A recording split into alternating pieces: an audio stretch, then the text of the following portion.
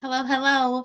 My name is Amy, and in this video, I am going to compare and contrast some of the more similar, more popular educational gaming websites that teachers can use to increase their student engagement.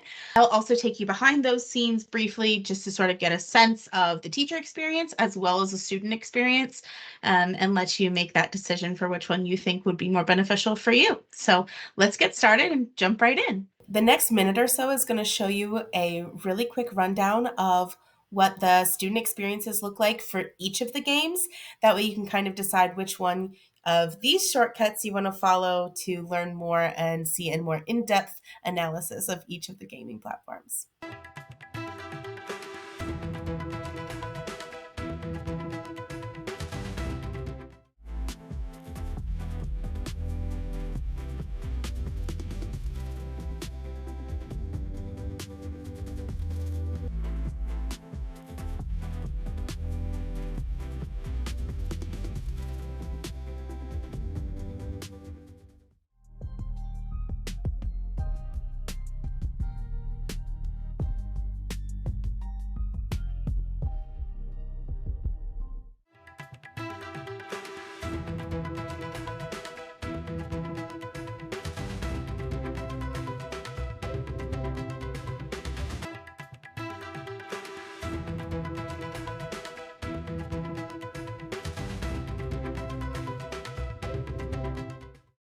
So I'm going to go ahead and get started by showing you Kahoot. And since this is the first one, I do want to highlight that in all of these ones that I'm going to show you today, they do all have some sort of way that you can either create your own questions, create your own kits or quizzes or whatever they call it in that specific platform. They also have a place where you can go to discover or explore, and you can find public kits or public games that have already been created. So I am going to pull that up right now just to show you a little bit about how that works. So from the teacher side of things, just some things to call out. Kahoot is a more simple trivia style type of game on the student experience, but I would say it is also more content focused than some of the other ones I'm going to show you. One of the limitations is that if you are doing the free version, your live Kahoots are only limited to 10 players. So this might be best for smaller classes, more like tutoring types of situations, or if you're going to partner kids up.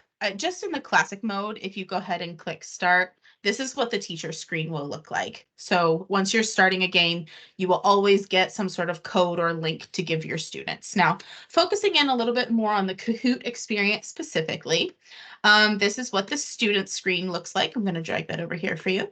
And basically, they just have to type that pin in that they can see up on the screen. Students are also then prompted to give a nickname. So I'm just going to type in test and click go. And you can see as each of the students are popping in, you would be able to see their names. You might also want to tell them if you've never used any of these before, you might want to make sure that you specify what is acceptable use of names. Once your students are all in, then you click start, and up on this main screen is going to be where the question is found. So it'll give a nice little countdown. The question will pop up, and once the answer choices show there, you can see the students will have to have their focus and be able to see this main screen. So if they're in the classroom, that's an important piece because on their end, they will not see the questions actually physically on their screen. So once they choose, that's the student. Once all the students choose, or once the time runs out, then this screen shows back up on the main board again. A nice piece about it is it gives the teacher some sort of immediate feedback, how many students chose each answer, and it should also tell us which one was correct. You can see that the circle was the correct option and one student chose the blue option, me. It will then also give you sort of like a leaderboard before the teacher is controlling when to go on to the next question. So this also, just to say something about Kahoot, is a really nice one if you want to have a break in between questions. It's very teacher paced and very content focused. And then I also want to show you the reports and what the reports looks like. So you will have sort of that data, that formative data happening in the middle of your class, but also when your game is done, you can go to the reports tab and you can see some of these other data points. So it will tell you more extensively, maybe by player and by question. So you can see how many of your students, and in this case, just a test, but you can see per the students and by the question. So I really do appreciate the data piece. The problem is you can only have 10 students playing at a time. So in this segment, I'm going to talk more about Blooket and show you around.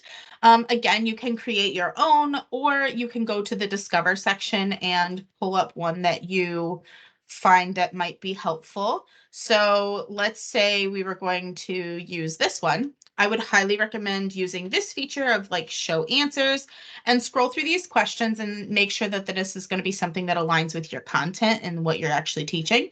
One of the downfalls of Blooket, unlike all of the other ones I'm going to show you today, you cannot actually, in the free version, make a copy of this game. You cannot do that without upgrading. So that means you can't edit. That is one of the main things to call out about Blooket.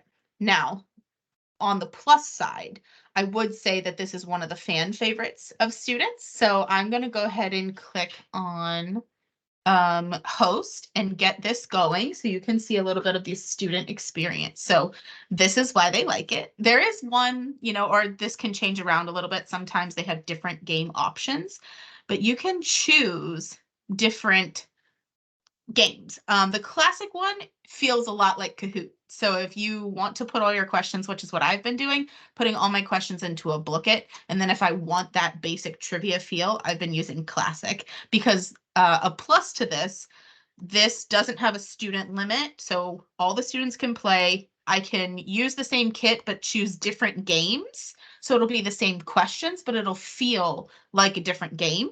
So that's another plus. And the questions are always going to be on the student device screen. So that's really something that's, if I forget to share the screen to my students, it will still be there for them. Or if students are logging in from someplace else, they can still play the game too. They don't have to physically be in the room with me to play this game. Anyway, once ever you pick your game, you click host, and there's some extra little settings here that you can choose. I usually go off of time, 7 to 10 minutes. They could probably pay for a long time if you'd like, but I'm going to go ahead and click host now. You'll get that code that you can share with students. I also like this feature that I can copy and paste this virtual teaching wise. I can copy and paste that into a chat. So I really like that piece. On the student side, this is just what they see. And then when they enter that lobby, while they're waiting around, they can choose which little avatar they would like. This is what, back to the teacher side of things, you can sit here and obviously have a count, wait till you see all the students are in, and click start. It usually gives you instructions, so if you've never played before, I'm going to go ahead and click skip so you can see. On the teacher side, it's very simple. You'll just see a list of, in this game, it'll just be a list of who's winning by pounds of fish. So let me show you a little bit about the student side and what that looks like. So going through here, answering some questions, and then they get sent fish. They can, cast their rod in this specific game. In the racing one, they answer questions correctly, they move a little farther. They can also influence the game. So sometimes you might get extra power-ups, or you might have to send things to slow other students down. So the winner of this game is not necessarily the one who has the best content, because they are constantly stealing cafe money from each other, or when they're playing crypto hack, they're literally trying to guess the other person's passwords. And if they do that, then they get to steal some of the coins that they earned. It's really fun. I really enjoy playing Blooket games with my students. It definitely is good for relationship building. On the report side of things, you are going to go to history, and then this is where you could click in and see, the reports, basically. So the reports are in the history section. This is one of the things that I find a little lacking in the free version. You do see a nice like class stats, how many did they get correct? You can go down and see for each student, how many did they answer? Obviously, can kind of get some information about how long it was taking them to answer compared to some of their classmates. So you can get some data from this. I do think it just takes a little bit more time to pull that information out of this.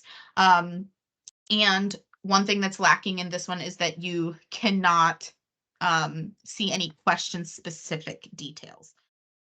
In this piece, I'm going to show you a little bit more about Quizizz or Quizizz, however you want to say it.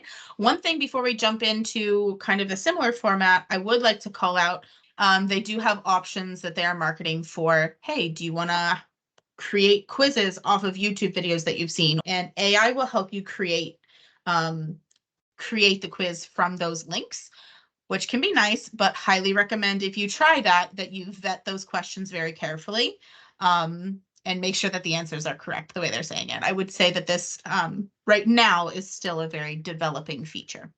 Like all the other ones, though, you can pull up some other assignment, and this is nice because you can scroll through, look at the questions still. If you find one that you don't like, you can copy this and edit for yourself. So you can borrow someone else's, make it yours, and then edit the questions. So this is very nice to be able to align to what you're actually teaching, and then publish it if you want to do that. I'm just going to hit back because I'm just going to play this one to show you a little bit more about the student experience of things. So you're going to hit start live. You can flip between these two. I always typically go for classic, but you can make it more instructor pace. No thanks. I just doing classic, classic, classic. But obviously there's options there for you to customize the game experience a little bit more. Again, you can just throw this code up for your students and they can type that in.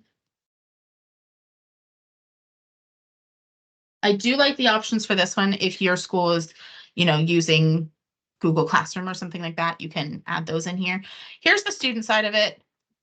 Click join, type their name in. And I do also like that they can, I don't know why mine's in Spanish, but they can, edit if they want memes or not. Hey, that's something that I discovered in the middle of our video, that the student screen can be in Spanish. It'll be helpful. Oh, and one other thing, I kind of got thrown off by that. But one other thing is that as the students are logging in, they can click on these different things, and it actually shows up with their name up there on the front on the main screen. So while people are in there waiting for everyone to join, once you have all your students joined, you can click start. And there's the teacher screen.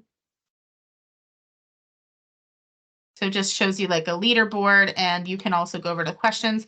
And I do like on the teacher screen that you can actually occasionally apply these different power-ups, or in this case, it's like a hindrance to your students. But from the student side, you could just typing in things here. You go through the questions. Sometimes there's like a little meme or a little brain break in the middle, and it'll show you a rank, and then it'll give you the next thing, a data set in which each value is not a number. So you get correct responses, give you more points in a similar fashion to Kahoot, in sort of that trivia type of feel, but it is a little bit more engaging to I can interact with other students a little bit, like by throwing up blocks or giving extra power-ups and things like that, and that the teacher can kind of get involved as well. I would still agree that this one overall is more content focused. So this is the student screen again. Makes you slow down if you get one wrong. That's nice. On the teacher side of things, closing that out, I like that it's giving you live time data about, that's moving as students are getting things right or wrong. And I also like that it will, break it down by student, also breaks it down by question, and it color codes them. So it's saying like, oh, these questions your students are doing really well on as a class, and these ones are the ones that you want to focus on. So if you have time right at the end, after you're finished with this, you can go and click on question number 10 and pull this up and maybe pick like the top 3 that, or just pick the top 3 that were the red and that you have time to discuss. And so it will also give a yellow option if there's like red is bad, and yellow is a little bad. So I like that it's very live data and that you can access that later as well. So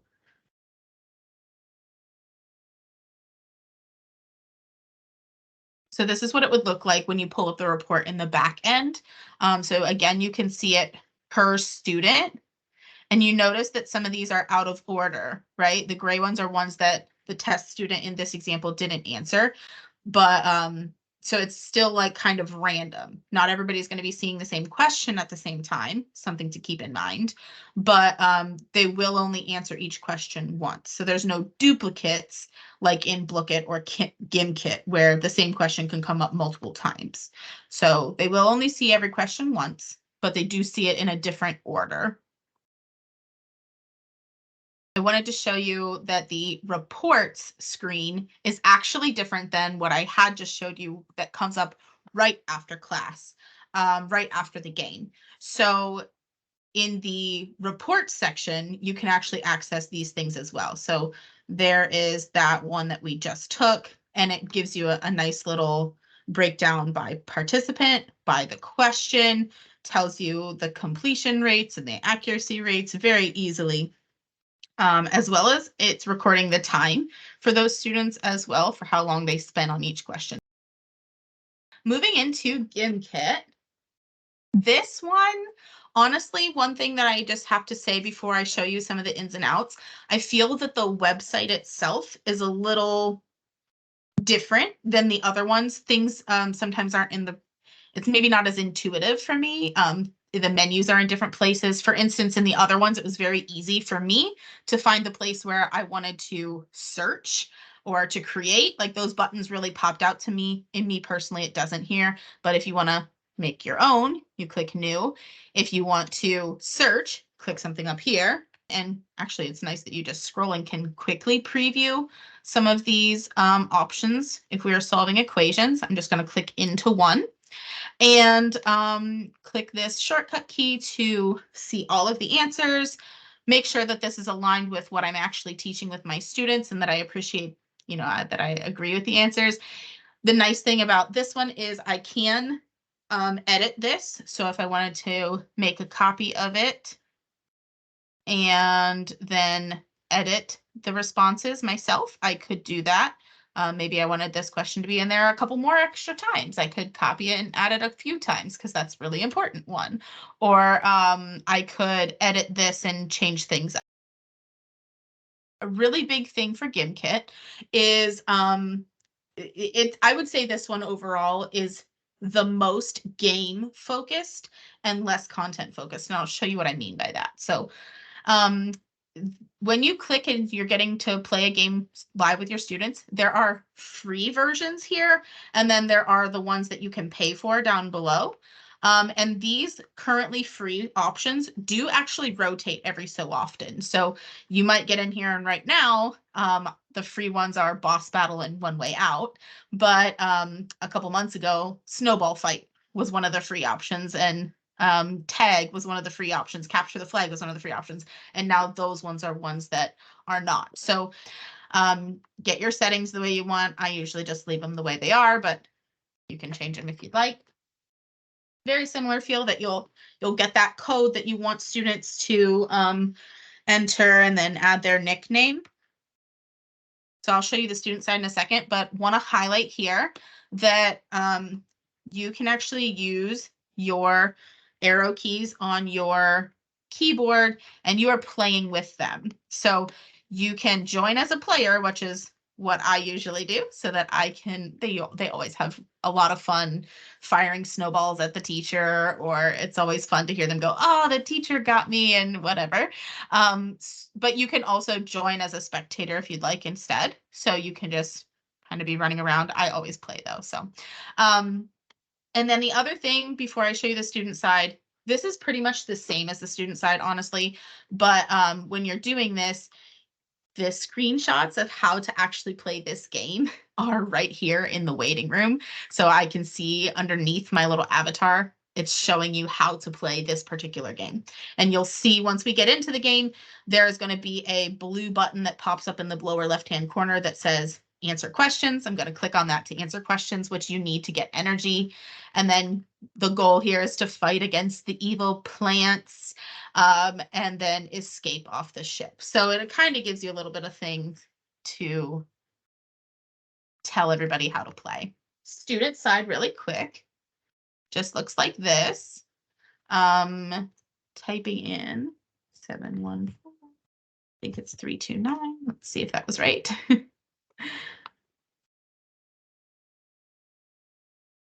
And yeah, you can see I'm in the same, waiting room as the teacher.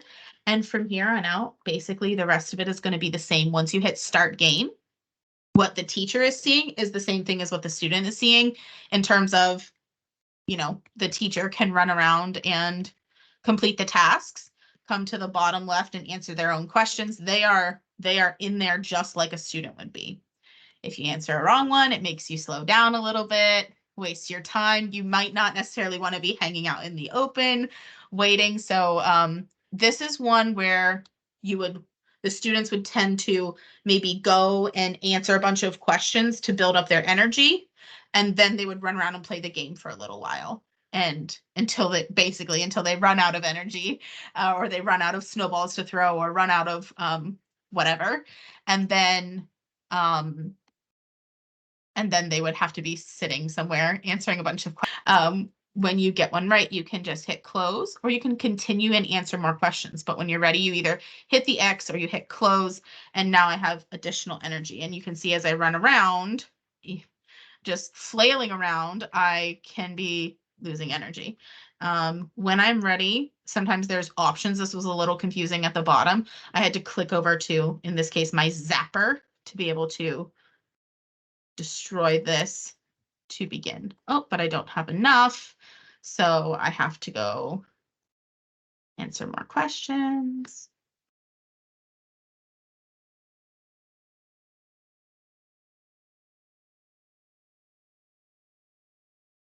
Okay.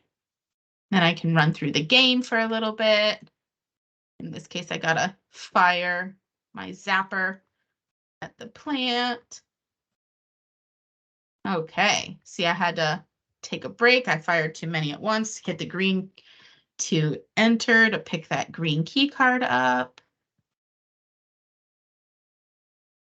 Okay, so this is a really fun game factor, I would say, for the students, but maybe not as, it can be not as content focused. So when I look at reports, remember I said that this was a little bit weird to find it, a little counterintuitive. I actually have to click on the same Gimkit that I've already done and then come to reports within it, click on whatever option it was and what date, and then I can see, how many students got this specific question correct and wrong.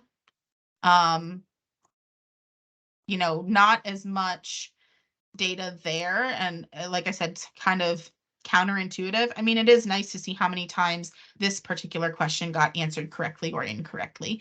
But since students will see the same questions over and over again, you might have some students that are sitting there answering questions super, super fast, just to get energy. They might just be clicking. So there's a lot of, like I said, more game focused. You can also go to student overview and you can look at, individual things for each student. And click on their name and get an even more, detailed depiction of what they did. So All right, thank you so much for watching all of this or some of it. And I just wanted to throw up this little graphic that I made sort of to chart it all out from everything we discussed. And hopefully I said all these things in the video that you got to see and none of it got cut out. But,